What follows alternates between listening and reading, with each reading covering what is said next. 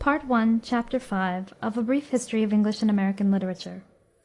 This recording is in the public domain. Recording by Kalinda. A Brief History of English and American Literature by Henry A. Beers. Part 1, Chapter 5. From the Restoration to the Death of Pope, 1660 to 1744. The Stuart Restoration was a period of descent from poetry to prose, from passion and imagination to wit and understanding. The serious, exalted mood of the Civil War and the Commonwealth had spent itself and issued in disillusion. There followed a generation of wits, logical, skeptical, and prosaic, without earnestness as without principle.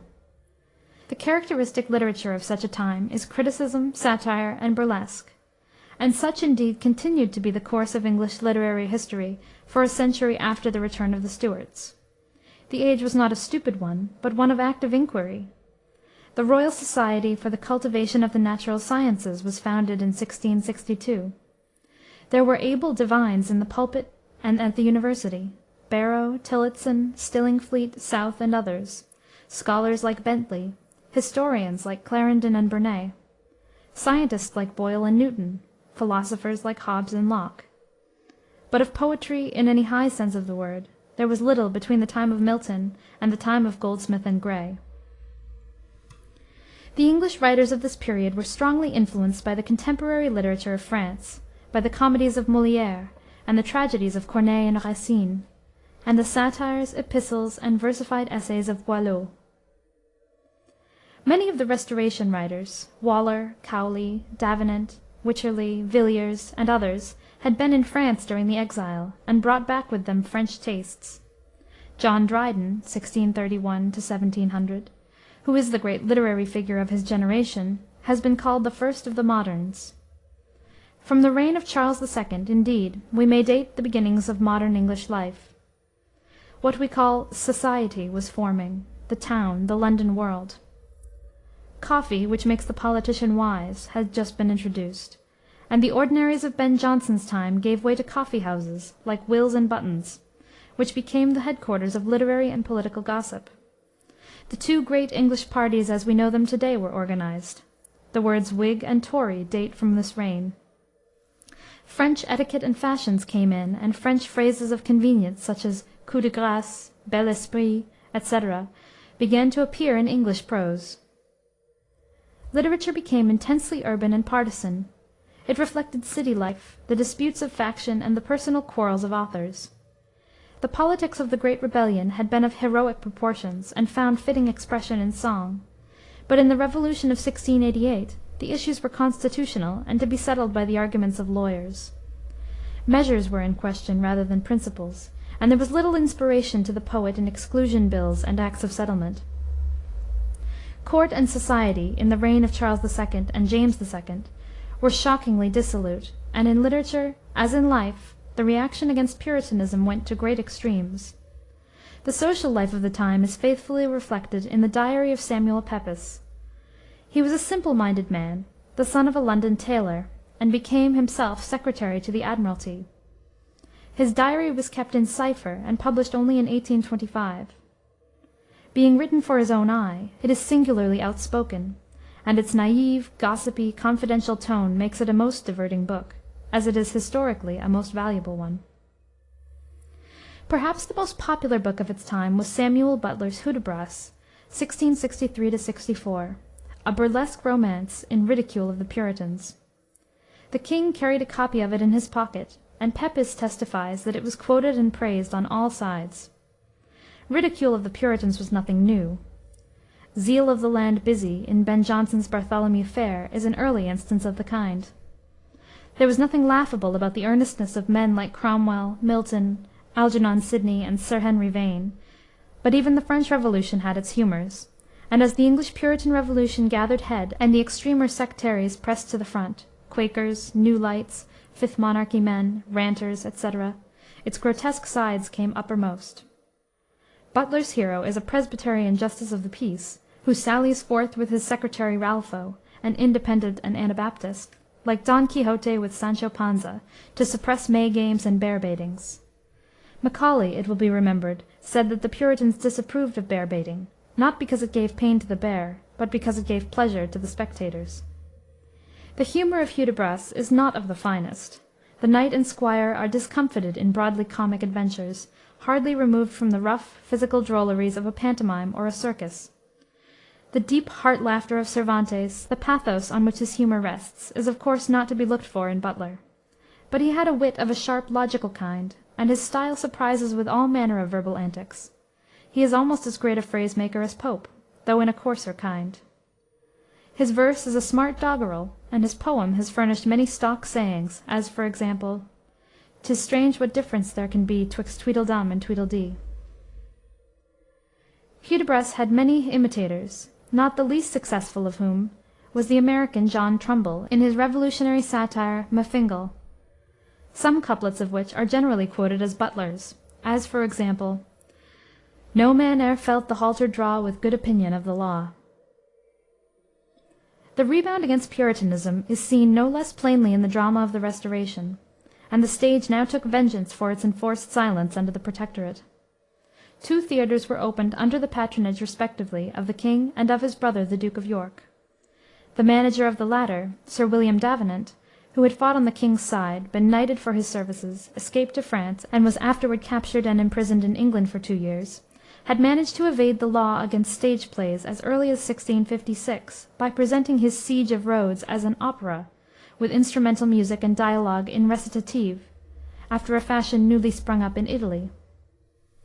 This he brought out again in 1661, with the dialogue recast into rhyming couplets in the French fashion. Movable painted scenery was now introduced from France, and actresses took the female parts formerly played by boys. This last innovation was said to be at the request of the king, one of whose mistresses, the famous Nell Gwynn, was the favorite actress at the King's Theater. Upon the stage, thus reconstructed, the so-called classical rules of the French theater were followed, at least in theory. The Louis XIV writers were not purely creative, like Shakspere and his contemporaries in England, but critical and self-conscious. The Academy had been formed in 1636 for the preservation of the purity of the French language, and discussion abounded on the principles and methods of literary art. Corneille not only wrote tragedies, but essays on tragedy, and one in particular on the three unities. Dryden followed his example in his Essay of Dramatic Poesy, in which he treated of the unities and argued for the use of rhyme in tragedy in preference to blank verse. His own practice varied. Most of his tragedies were written in rhyme, but in the best of them, All for Love, 1678, founded on Shakspere's Antony and Cleopatra, he returned to blank verse. One of the principles of the classical school was to keep comedy and tragedy distinct. The tragic dramatists of the Restoration, Dryden, Howard, Settle, Crowne, Lee, and others, composed what they called heroic plays, such as The Indian Emperor, The Conquest of Granada, The Duke of Lerma, The Empress of Morocco, The Destruction of Jerusalem, Nero, and The Rival Queens. The titles of these pieces indicate their character. Their heroes were great historic personages. Subject and treatment were alike remote from nature and real life. The diction was stilted and artificial, and pompous declamation took the place of action and genuine passion. The tragedies of Racine seemed chill to an Englishman brought up on Shakspere, but to see how great an artist Racine was, in his own somewhat narrow way, one has but to compare his Phèdre, or Iphigénie, with Dryden's ranting tragedy of Tyrannic Love.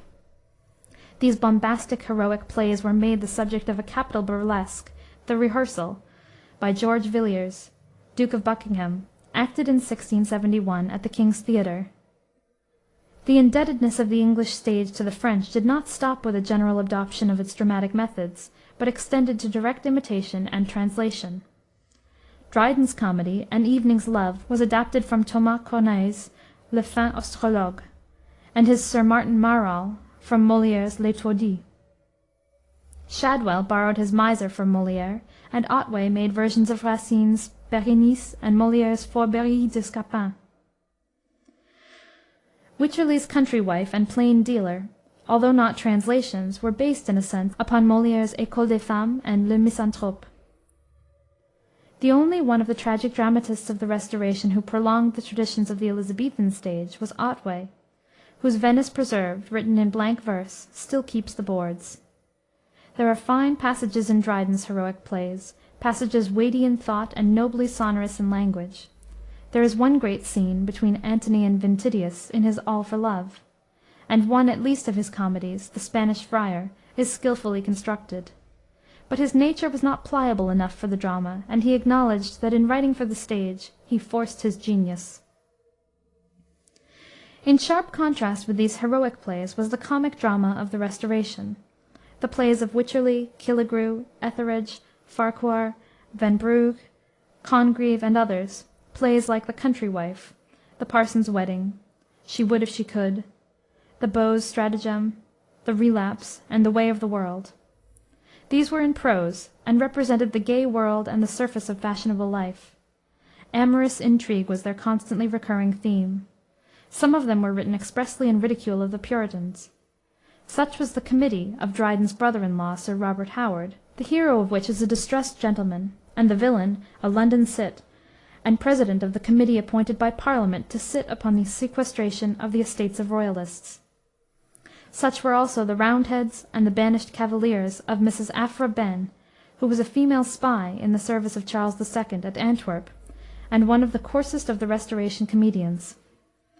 The profession of piety had become so disagreeable that a shameless cynicism was now considered the mark of a gentleman. The ideal hero of Wycherley or Etheredge was the witty young profligate who had seen life and learned to disbelieve in virtue. His highest qualities were a contempt for cant, physical courage, a sort of spendthrift generosity, and a good-natured readiness to back up a friend in a quarrel, or an amour. Virtue was bourgeois, reserved for London tradespeople. A man must be either a rake or a hypocrite. The gentlemen were rakes, the city people were hypocrites. Their wives, however, were all in love with the gentlemen, and it was the proper thing to seduce them, and to borrow their husbands' money. For the first and last time, perhaps, in the history of the English drama, the sympathy of the audience was deliberately sought for the seducer and the rogue, and the laugh turned against the dishonored husband and the honest man. Contrast this with Shakspere's Merry Wives of Windsor. The women were represented as worse than the men, scheming, ignorant, and corrupt. The dialogue in the best of these plays was easy, lively, and witty, the situations in some of them audacious almost beyond belief. Under a thin varnish of good breeding, the sentiments and manners were really brutal. The loosest gallants of Beaumont and Fletcher's theatre retain a fineness of feeling and that politesse de coeur which marks the gentleman. They are poetic creatures, and own a capacity for romantic passion. But the Manleys and Homers of the Restoration comedy have a prosaic, cold-blooded profligacy that disgusts. Charles Lamb, in his ingenious essay on the Artificial Comedy of the Last Century, apologized for the Restoration stage, on the ground that it represented a world of whim and unreality in which the ordinary laws of morality had no application. But Macaulay answered truly that at no time has the stage been closer in its imitation of real life. The theatre of Wycherley and Etheredge was but the counterpart of that social condition which we read of in Pepys's Diary and in the memoirs of the Chevalier de Grammont. This prose comedy of manners was not, indeed, artificial at all, in the sense in which the contemporary tragedy, the heroic play, was artificial. It was, on the contrary, far more natural, and intellectually of much higher value. In 1698 Jeremy Collier, a non-juring Jacobite clergyman, published his Short View of the Immorality and Profaneness of the English Stage, which did much toward reforming the practice of the dramatists. The formal characteristics, without the immorality, of the Restoration comedy reappeared briefly in Goldsmith's She Stoops to Conquer, 1772, and Sheridan's Rival, School for Scandal, and Critic, 1775–79, our last strictly classical comedies. None of this school of English comedians approached their model Molière. He excelled his imitators not only in his French urbanity, the polished wit and delicate grace of his style, but in the dexterous unfolding of his plot, and in the wisdom and truth of his criticism of life, and his insight into character. It is a symptom of the false taste of the age that Shakspere's plays were rewritten for the Restoration stage. Davenant made new versions of Macbeth and Julius Caesar, substituting rhyme for blank verse. In conjunction with Dryden he altered the Tempest, complicating the intrigue by the introduction of a male counterpart to Miranda, a youth who had never seen a woman. Shadwell improved Timon of Athens, and Nahum Tate furnished a new fifth act to King Lear, which turned the play into a comedy. In the prologue to his doctored version of Troilus and Cressida, Dryden made the ghost of Shakspere speak of himself as untaught, unpractised in a barbarous age. Thomas Rymer, whom Pope pronounced a good critic, was very severe upon Shakspere in his Remarks on the Tragedies of the Last Age, and in his Short View of Tragedy, 1693, he said, "In the neighing of a horse or in the growling of a mastiff there is more humanity than, many times, in the tragical flights of Shakspere." "To Deptford by water," writes Pepys, in his diary for August 20, 1666, "reading Othello, Moor of Venice, which I ever heretofore esteemed a mighty good play, but having so lately read the Adventures of 5 Hours, it seems a mean thing." In undramatic poetry the new school, both in England and in France, took its point of departure in a reform against the extravagances of the Marinists, or conceited poets, specially represented in England by Donne and Cowley. The new poets, both in their theory and practice, insisted upon correctness, clearness, polish, moderation, and good sense. Boileau's L'Art Poétique, 1673, inspired by Horace's Ars Poetica, was a treatise in verse upon the rules of correct composition, and it gave the law in criticism for over a century, not only in France, but in Germany and England. It gave English poetry a didactic turn, and started the fashion of writing critical essays in rhyming couplets. The Earl of Mulgrave published 2 poems of this kind, an Essay on Satire and an Essay on Poetry. The Earl of Roscommon, who, said Addison, makes even rules a noble poetry, made a metrical version of Horace's Ars Poetica, and wrote an original Essay on Translated Verse. Of the same kind were Addison's Epistle to Sacheverell, entitled An Account of the Greatest English Poets, and Pope's Essay on Criticism, 1711, which was nothing more than versified maxims of rhetoric, put with Pope's usual point and brilliancy. The classicism of the 18th century, it has been said, was a classicism in red heels and a periwig. It was Latin rather than Greek. It turned to the least imaginative side of Latin literature, and found its models not in Virgil, Catullus, and Lucretius, but in the satires, epistles, and didactic pieces of Juvenal, Horace, and Persius. The chosen medium of the new poetry was the heroic couplet. This had, of course, been used before by English poets as far back as Chaucer. The greater part of the Canterbury Tales was written in heroic couplets. But now a new strength and precision were given to the familiar measure by imprisoning the sense within the limit of the couplet, and by treating each line as also a unit in itself. Edmund Waller had written verse of this kind as early as the reign of Charles I.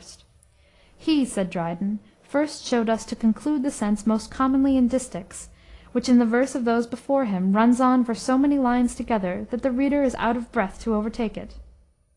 Sir John Denham, also, in his Cooper's Hill, 1643, had written such verse as this: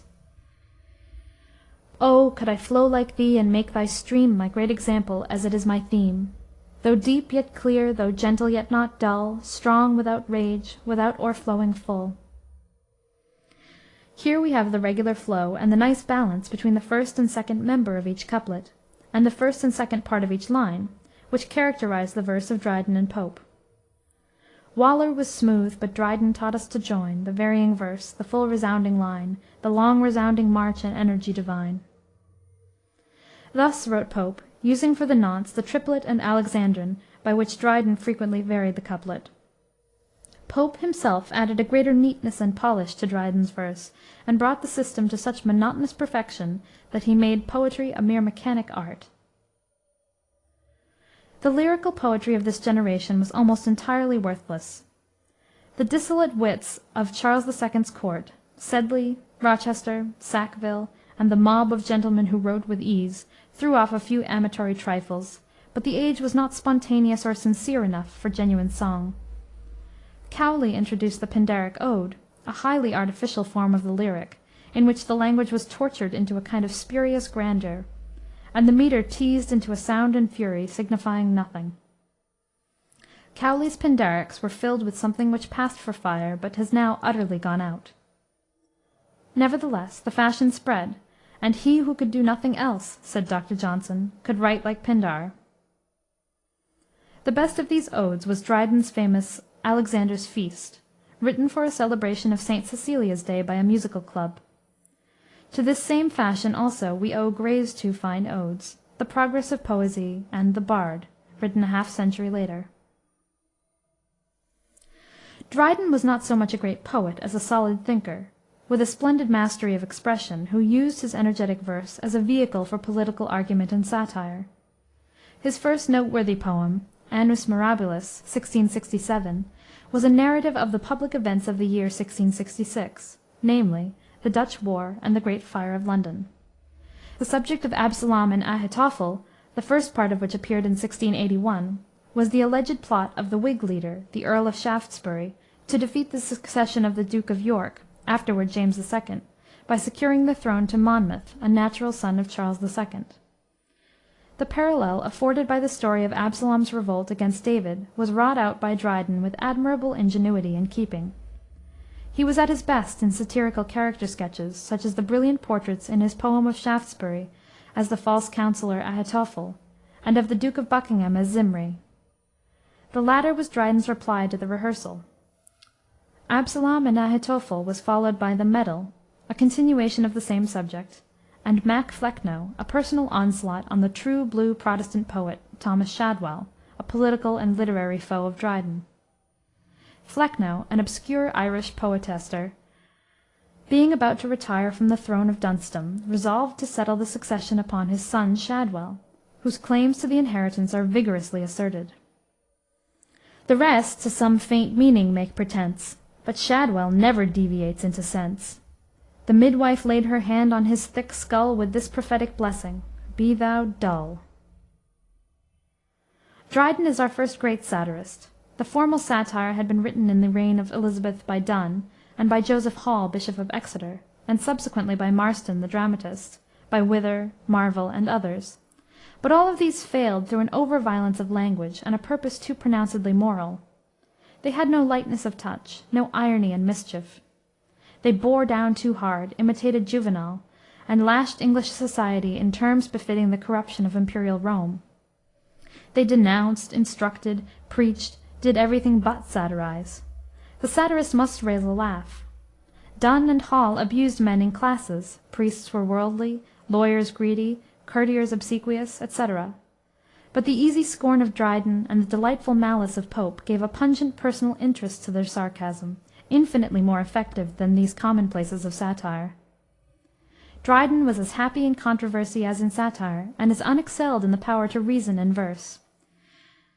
His Religio Laici, 1682, was a poem in defense of the English Church. But when James II. Came to the throne, Dryden turned Catholic, and wrote The Hind and Panther, 1687, to vindicate his new belief. Dryden had the misfortune to be dependent upon royal patronage and upon a corrupt stage. He sold his pen to the court, and in his comedies he was heavily and deliberately lewd, a sin which he afterward acknowledged and regretted. Milton's soul was like a star and dwelt apart, but Dryden wrote for the trampling multitude. He had a coarseness of moral fibre, but was not malignant in his satire, being of a large, careless, and forgetting nature. He had that masculine, enduring cast of mind which gathers heat and clearness from motion, and grows better with age. His fables, modernizations from Chaucer and translations from Boccaccio, written the year before he died, are among his best works.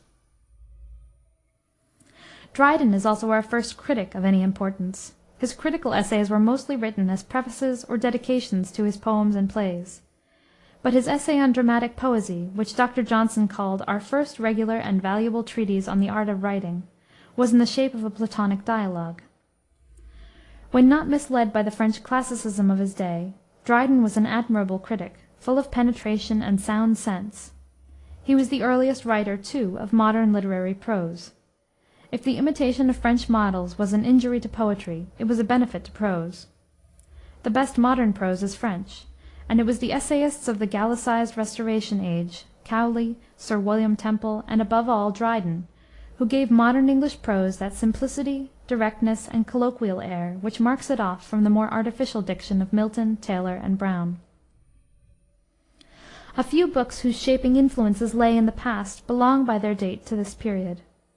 John Bunyan, a poor tinker, whose reading was almost wholly in the Bible and Fox's Book of Martyrs, imprisoned for 12 years in Bedford jail for preaching at conventicles, wrote and in 1678 published his Pilgrim's Progress, the greatest of religious allegories.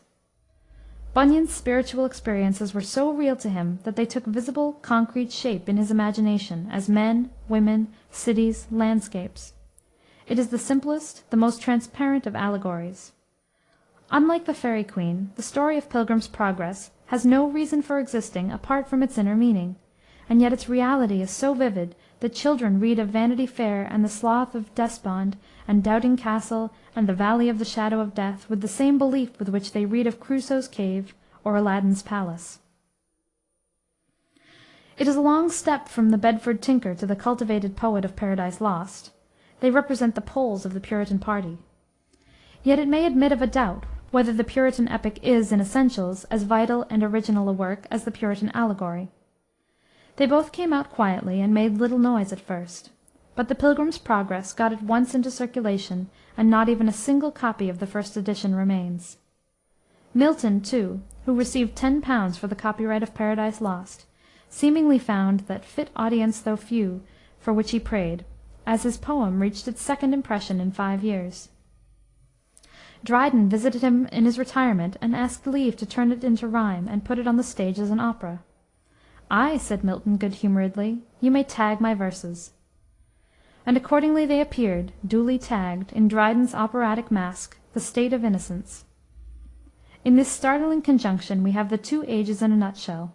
The Commonwealth was an epic, the Restoration an opera.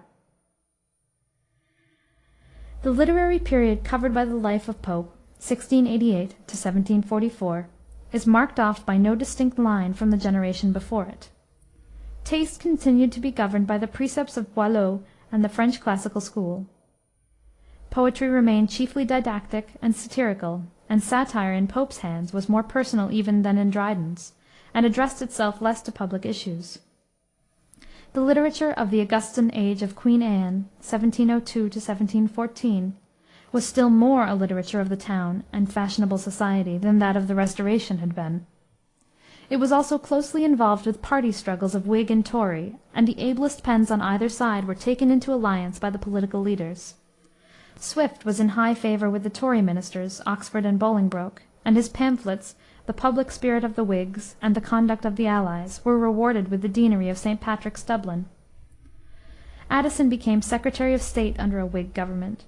Prior was in the diplomatic service. Daniel Defoe, the author of Robinson Crusoe, 1719, was a prolific political writer, conducted his review in the interest of the Whigs, and was imprisoned and pilloried for his ironical pamphlet, The Shortest Way with the Dissenters. Steele, who was a violent writer on the Whig side, held various public offices, such as Commissioner of Stamps and Commissioner for Forfeited Estates, and sat in Parliament. After the Revolution of 1688, the manners and morals of English society were somewhat on the mend. The court of William and Mary, and of their successor, Queen Anne, set no such example of open profligacy as that of Charles II. But there was much hard drinking, gambling, dueling, and intrigue in London, and vice was fashionable till Addison partly preached and partly laughed it down in the Spectator. The women were mostly frivolous and uneducated, and not unfrequently fast. They are spoken of with systematic disrespect by nearly every writer of the time, except Steele. "Every woman," wrote Pope, "is at heart a rake." The reading public had now become large enough to make letters a profession. Dr. Johnson said that Pope was the first writer in whose case the bookseller took the place of the patron. His translation of Homer, published by subscription, brought him between £8,000 and £9,000, and made him independent. But the activity of the press produced a swarm of poorly paid hack writers, penny-a-liners, who lived from hand to mouth and did small literary jobs to order. Many of these inhabited Grub Street, and their lampoons against Pope and others of their more successful rivals called out Pope's Dunciad, or Epic of the Dunces, by way of retaliation. The politics of the time were sordid, and consisted mainly of an ignoble scramble for office. The Whigs were fighting to maintain the Act of Succession in favor of the House of Hanover, and the Tories were secretly intriguing with the exiled Stuarts. Many of the leaders, such as the great Whig champion, John Churchill, Duke of Marlborough, were without political principle or even personal honesty. The Church, too, was in a condition of spiritual deadness. Bishoprics and livings were sold and given to political favorites. Clergymen, like Swift and Lawrence Sterne, were worldly in their lives and immoral in their writings, and were practically unbelievers. The growing religious skepticism appeared in the Deist controversy. Numbers of men in high position were Deists. The Earl of Shaftesbury, for example, and Pope's brilliant friend, Henry St. John, Lord Bolingbroke, the head of the Tory ministry, whose political writings had much influence upon his young French acquaintance Voltaire. Pope was a Roman Catholic, though there is little to show it in his writings, and the underlying thought of his famous Essay on Man was furnished him by Bolingbroke. The letters of the cold-hearted Chesterfield to his son were accepted as a manual of conduct, and La Rochefoucauld's cynical maxims were quoted as authority on life and human nature. Said Swift, "As Rochefoucauld his maxims drew From nature, I believe them true. They argue no corrupted mind in him, The fault is in mankind." The succession which Dryden had willed to Congreve was taken up by Alexander Pope. He was a man quite unlike Dryden, sickly, deformed, morbidly precocious, and spiteful. Nevertheless, he joined on to and continued Dryden.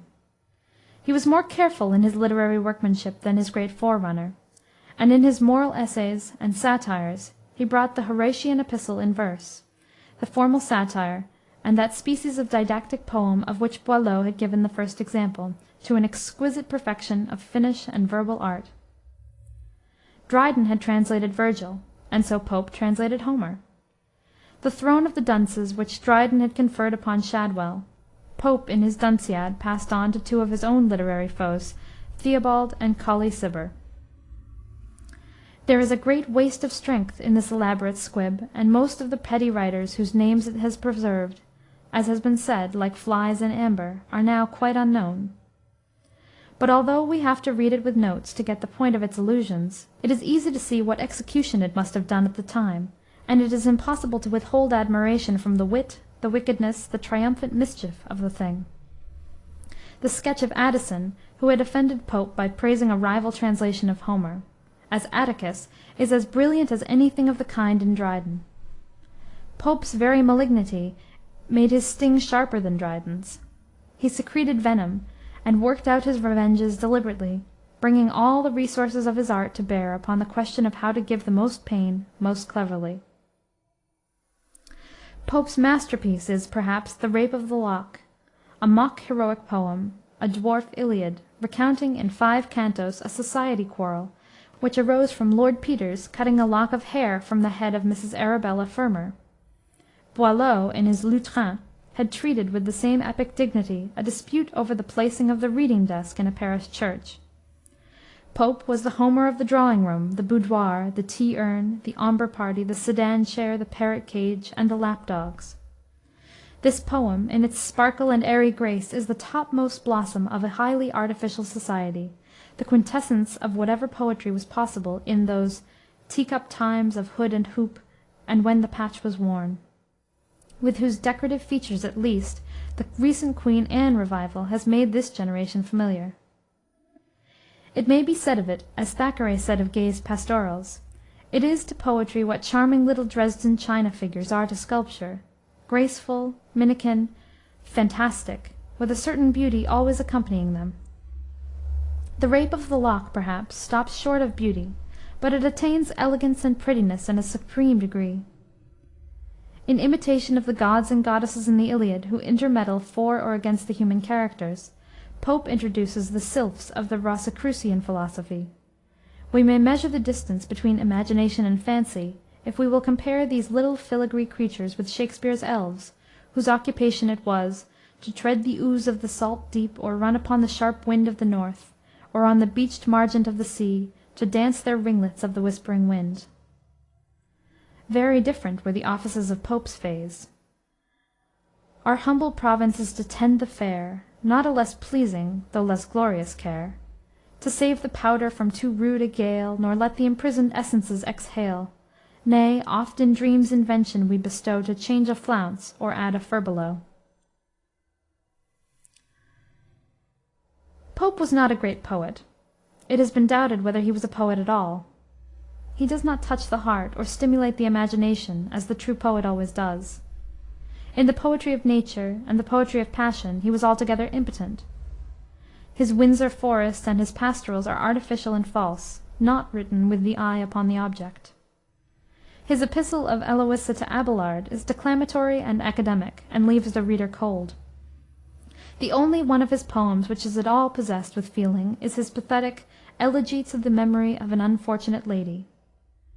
But he was a great literary artist. Within the cramped and starched regularity of the heroic couplet, which the fashion of the time and his own habit of mind imposed upon him, he secured the largest variety of modulation and emphasis of which that verse was capable. He used antithesis, periphrasis, and climax with great skill. His example dominated English poetry for nearly a century, and even now, when a poet like Dr. Holmes, for example, would write satire or humorous verse of a dignified kind, he turns instinctively to the measure and manner of Pope. He was not a consecutive thinker like Dryden, and cared less about the truth of his thought than about the pointedness of its expression. His language was closer grained than Dryden's. His great art was the art of putting things. He is more quoted than any other English poet but Shakspere. He struck the average intelligence, the common sense of English readers, and furnished it with neat, portable formulas, so that it could no longer need to vent its observation in mangled terms, but could pour itself out compactly, artistically, in little ready-made molds. But his high-wrought brilliancy, this unceasing point, soon fatigue. His poems read like a series of epigrams, and every line has a hit or an effect. From the reign of Queen Anne date the beginnings of the periodical essay.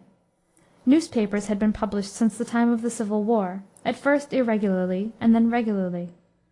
But no literature of permanent value appeared in periodical form until Richard Steele started the Tatler in 1709. In this he was soon joined by his friend Joseph Addison, and in its successor the Spectator, the first number of which was issued March 1st, 1711. Addison's contributions outnumbered Steele's. The Tatler was published on 3, the Spectator on 6 days of the week. The Tatler gave political news, but each number of the Spectator consisted of a single essay. The object of these periodicals was to reflect the passing humors of the time, and to satirize the follies and minor immoralities of the town. "I shall endeavor," wrote Addison in the 10th paper of the Spectator, "to enliven morality with wit, and to temper wit with morality." It was said of Socrates that he brought philosophy down from heaven to inhabit among men, and I shall be ambitious to have it said of me that I have brought philosophy out of the closets and libraries, schools and colleges, to dwell in clubs and assemblies, at tea-tables and in coffee-houses. Addison's satire was never personal. He was a moderate man, and did what he could to restrain Steele's intemperate party zeal. His character was dignified and pure, and his strongest emotion seems to have been his religious feeling. One of his contemporaries called him a parson in a tie wig, and he wrote several excellent hymns. His mission was that of censor of the public taste. Sometimes he lectures, and sometimes he preaches, and in his Saturday papers he brought his wide reading and nice scholarship into service for the instruction of his readers. Such was the series of essays in which he gave an elaborate review of Paradise Lost. Such also was his famous paper, The Vision of Mirza, an oriental allegory of human life.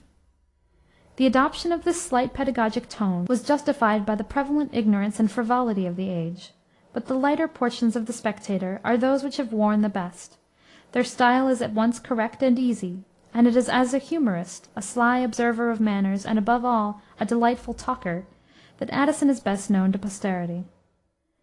In the personal sketches of the members of the Spectator Club, of Will Honeycomb, Captain Sentry, Sir Andrew Freeport, and above all, Sir Roger de Coverley, the quaint and honest country gentleman, may be found the nucleus of the modern prose fiction of character. Addison's humor is always a trifle grave. There is no whimsy, no frolic in it, as in Sterne or Lamb. "He thinks justly," said Dr. Johnson, "but he thinks faintly." The Spectator had a host of followers, from the somewhat heavy Rambler and Idler of Johnson down to the Salmagundi papers of our own Irving, who was perhaps Addison's latest and best literary descendant. In his own age Addison made some figure as a poet and dramatist.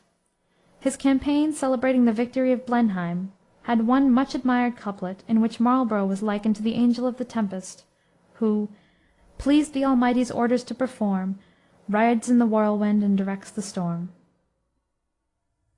His stately classical tragedy, Cato, which was acted at Drury Lane Theatre in 1712 with immense applause, was pronounced by Dr. Johnson unquestionably the noblest production of Addison's genius.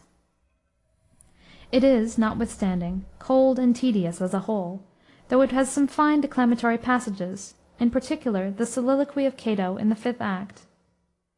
"It must be so, Plato, thou reasonest well," etc. The greatest of the Queen Anne wits, and one of the most savage and powerful satirists that ever lived, was Jonathan Swift.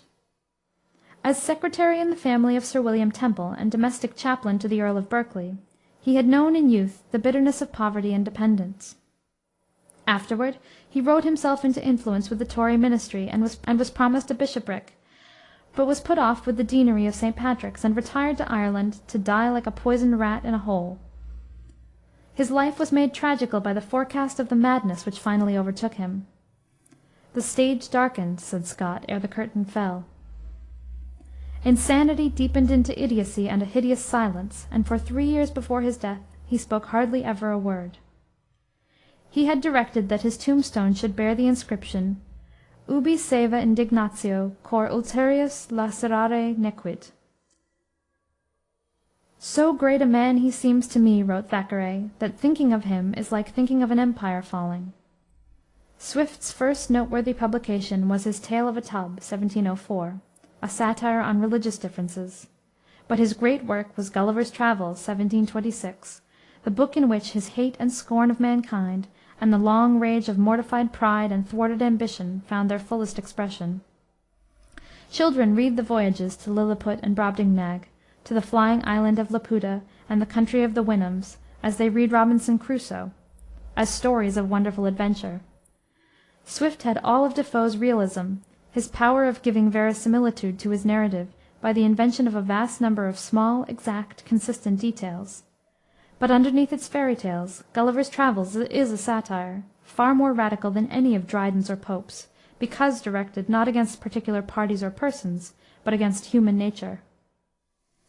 In his account of Lilliput and Brobdingnag, Swift tries to show, looking first through one end of the telescope and then through the other, that human greatness, goodness, beauty, disappear if the scale be altered a little.